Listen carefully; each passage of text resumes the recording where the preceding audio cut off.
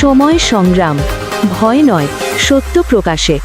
রাজশাহীতে পদ্মা গার্ডেন এলাকায় অবৈধভাবে ডিজেল নামানো ও মজুদের অভিযোগ উঠেছে।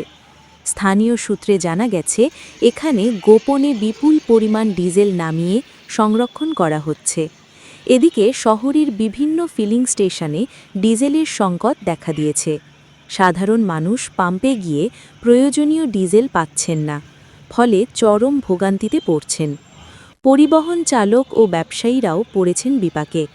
অভিযোগ উঠেছে, একটি অসাধু চক্র অবৈধভাবে ডিজেল মজুত করে কৃত্রিম সংকট তৈরি করছে এবং অতিরিক্ত লাভের চেষ্টা করছে।